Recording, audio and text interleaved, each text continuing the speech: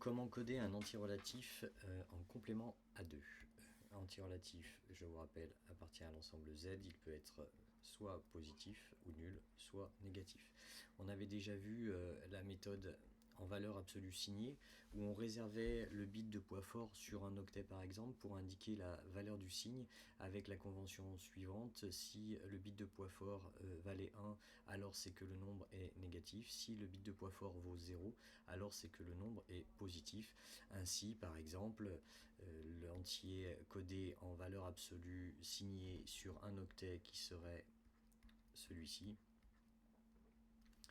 eh bien, serait égal à le bit de poids fort valant 1, le nombre est négatif. Et il me reste 7 bits pour coder la valeur absolue. Ici, il s'agit de 2 exposant 3, c'est-à-dire 8. Voilà le nombre qui vaut moins 8 en décimale. Alors, cette convention présentait un problème, à savoir que on trouvait ce que l'on aurait pu appeler un 0 négatif, signe négatif, valeur absolue 0, et un 0 positif, puisque le signe est égal à 0 et la valeur absolue aussi.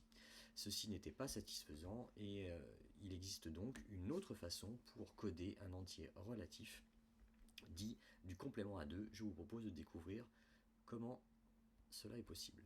Alors, pour coder un entier relatif en complément à 2, c'est-à-dire pour trouver le complément à 2 d'un nombre, on va procéder de la façon suivante. Nous allons travailler sur un octet, mais on pourrait travailler sur un nombre de bits différents, mais en tous les cas, il faudra bien préciser le nombre de bits sur lequel on travaille.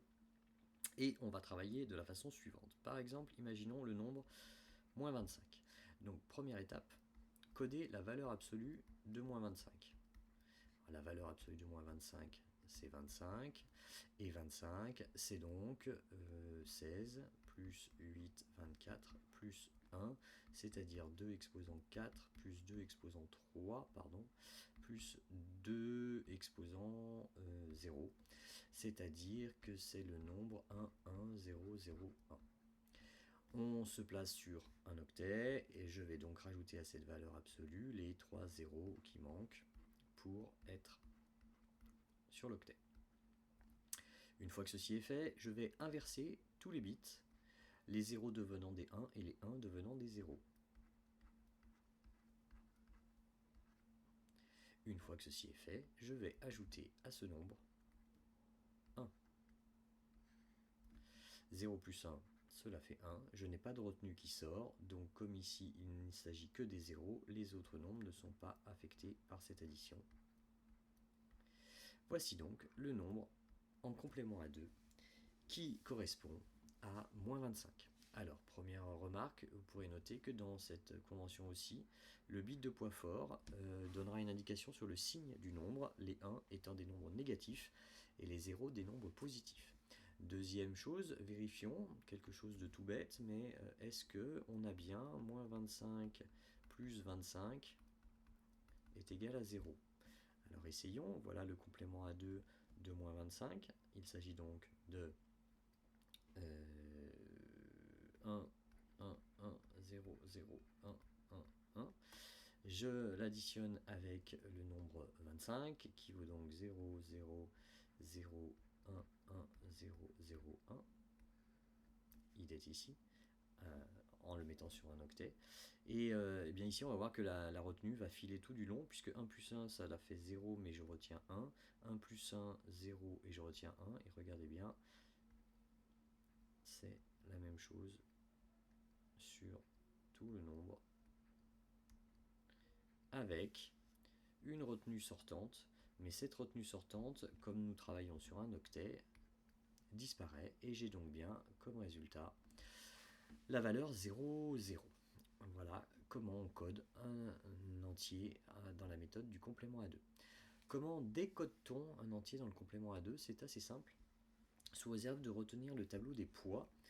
On a déjà fait quand on est passé du décimal au binaire, à savoir que, eh bien, il y a les exposants des puissances de 2, 2 exposants 2, 2 exposants 3, 4, 5, 6 et 7, qui correspondent donc à des valeurs en décimale de 1, 2, 4, 8, 16, 32, 64. Et en complément à 2, le bit de poids fort vaudra moins 128. Une fois que l'on sait ça, il suffit de placer le nombre dont on veut trouver la valeur en décimale codé en complément à 2 sur un octet dans ce petit tableau, comme ceci. Et on trouve donc que ce nombre binaire vaut moins 128 plus 16 plus 4, c'est-à-dire moins 120 en décimale. Parfait. Alors l'avantage de la méthode du complément à 2, c'est que tout d'abord, on ne se retrouve pas avec deux zéros. En effet, voyons les plus grandes valeurs que l'on peut coder avec cette méthode. Quel est le plus grand nombre positif que l'on peut coder? Plus grand nombre positif que l'on peut coder. Eh bien, il aura comme bit de poids fort 0, et tous les autres bits seront à 1. Voilà le plus grand nombre en complément à 2 que l'on peut coder, et ici, il s'agit de 127. Quel est le plus grand nombre négatif que l'on peut coder? Celui-ci commencera par 1 et tous les autres bits vaudront 0. Et oui, rappelez-vous, dans le tableau, ce bit-là vaut moins 128. Ceux-là sont positifs, donc si je veux le plus grand négatif, eh bien tous les autres bits sont à 0 et ceci vaut moins 128. Ensuite, quel est le plus petit nombre positif? Le plus petit positif, eh bien, sachant que le premier bit indique le signe, c'est celui-ci, qui vaut tout simplement 0. Quel est le plus petit nombre négatif?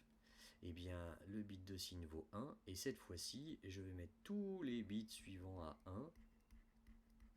J'ai donc ici moins 128, et ici 127. Celui-ci vaut moins 1. Je constate donc que dans la méthode du complément à 2, je peux coder inclus de sur un octet, je peux coder de moins 128 à plus 127.